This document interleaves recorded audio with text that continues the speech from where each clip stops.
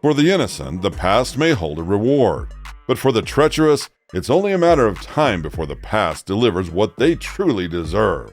Kevin McCarty. What goes around, it comes around. And in terms of MMA, it may arrive in the form of a vicious knockout. Let's not forget that despite the brutality, MMA is a sport after all, and good sportsmanship should always be embraced. However, some athletes can't help but mock and provoke the opponent in every possible way, which can lead to breaking them mentally.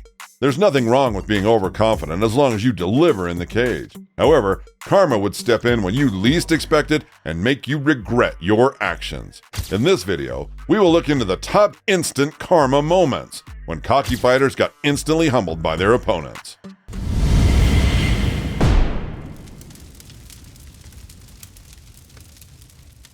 The fake glove touch gone wrong.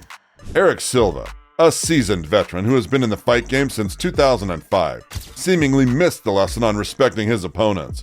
His propensity for unsportsmanlike conduct became evident in a memorial encounter with Nordine Talib.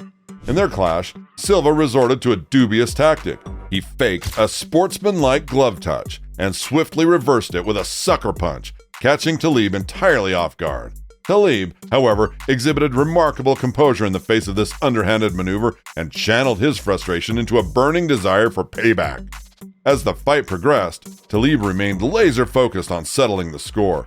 It was in the second round that the opportunity presented itself. With a deft move, Talib seized his opponent's leg and unleashed a devastating strike that instantly extinguished Eric Silva's lights. If one chooses to execute a sucker punch, it's advisable to do so with precision, for the specter of karma looms large in the world of combat sports. Do your homework before a fight. When Beth Correa was pitted against Holly Holm, it became evident that she should have invested more time in studying her opponent's track record. Holly Holm had previously demonstrated that her high kick could be as devastating as a shot from a .44 Magnum, a lesson Ronda Rousey had learned firsthand.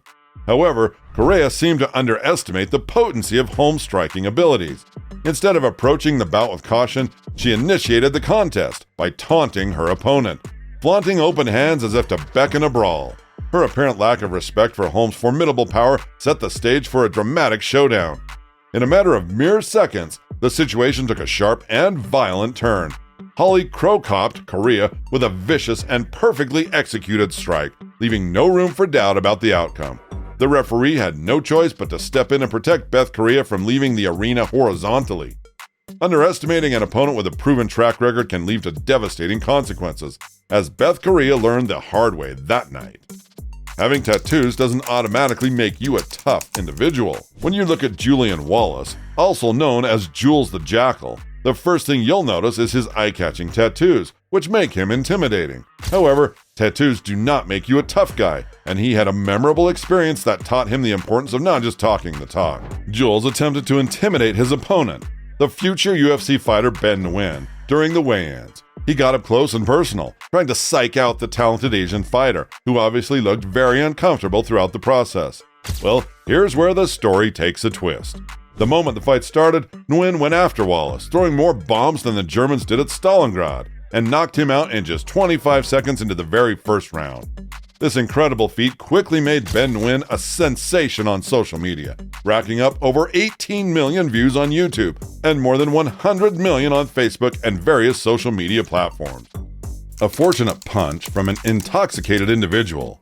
Chris Levin has always been known for his unapologetic affinity for lively parties and, well, indulging in copious amounts of alcohol.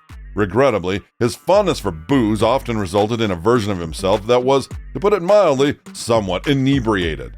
Fast forward to September 2007, when Levin was stated to square off against the formidable slugger Terry Martin, a fighter with a reputation for willingly engaging in brutal brawls. The stage was set for a clash that would become legendary in the world of mixed martial arts.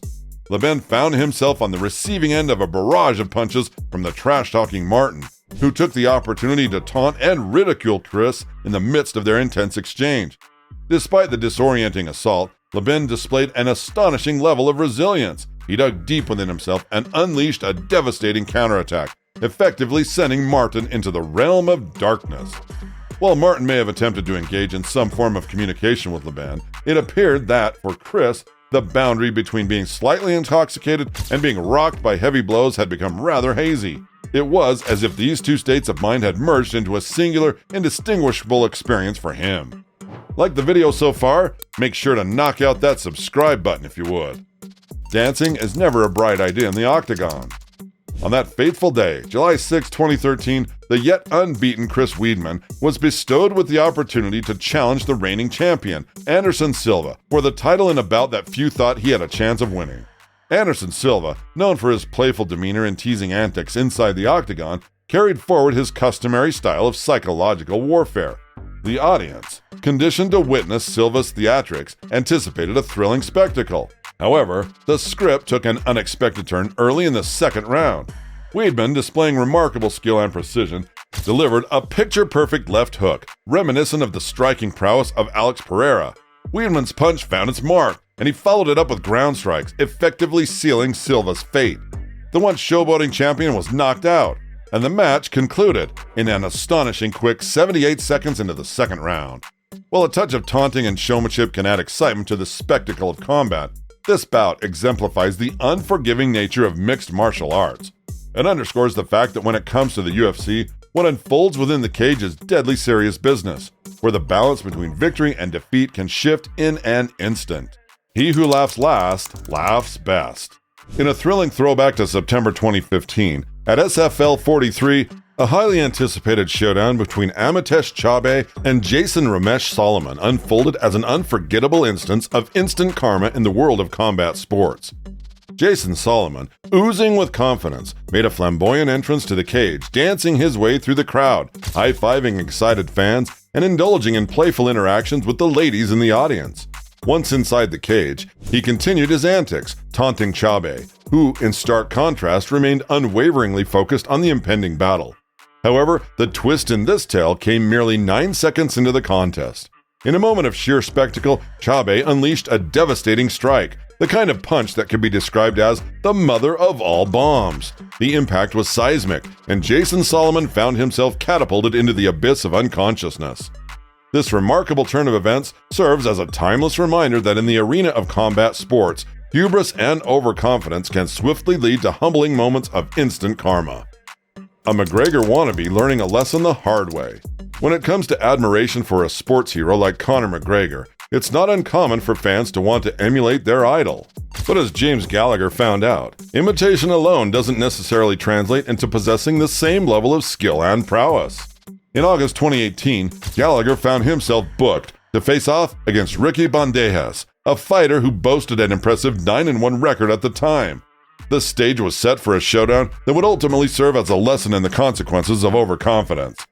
Gallagher, known for his penchant for mimicking Conor McGregor's ability to get inside his opponent's head, seized every opportunity to engage in trash talk.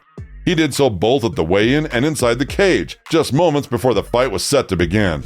On the other side of the Octagon, Ricky Bandejas remained composed and focused fully on the upcoming battle, determining to let his skills do the talking. As the fight commenced, it was clear that Bandejas meant business. He swiftly landed a potent 1-2 combination that sent the Irishman sprawling to the canvas, desperately trying to weather the storm. Bandejas, akin to an ambush predator, capitalized on his advantage and delivered a powerful sidekick to Gallagher's head, followed by a barrage of ground and pound strikes.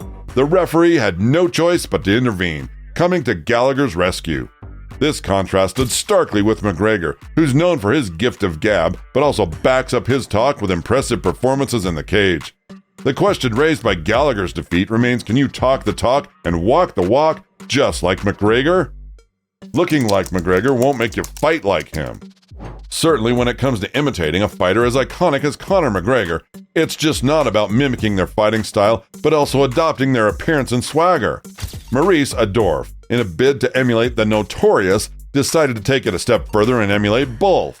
In November 2019, the stage was set for a showdown between Maurice Adorf and Alexander Wiens in a local German MMA production. Adorf, taking a page from Conor's book of psychological warfare, engaged in some pre-fight provocation by keeping his fist close to his face during the weigh-ins. It was a move aimed at getting into his opponent's head, much like McGregor's antics to psych out his rivals.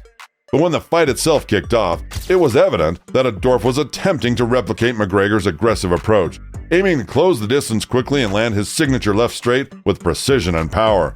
However, as the fight unfolded, it became clear that replicating McGregor's style was far from enough to secure victory. However, this fight turned out to be a one-sided pounding in which Alexander Weens was the blacksmith, ending the fight via brutal knockout. The lesson to be learned here was that before trying to attack like Conor, it might be a wise move to first master the fundamentals of defense, as the outcome of this match emphasized. It's a stark reminder that while imitation can be a form of flattery, it takes more than just mimicking the surface aspects of a fighter to succeed in the unforgiving world of mixed martial arts. And what do you guys think? Do you believe in karma? What's your favorite karma moment in MMA?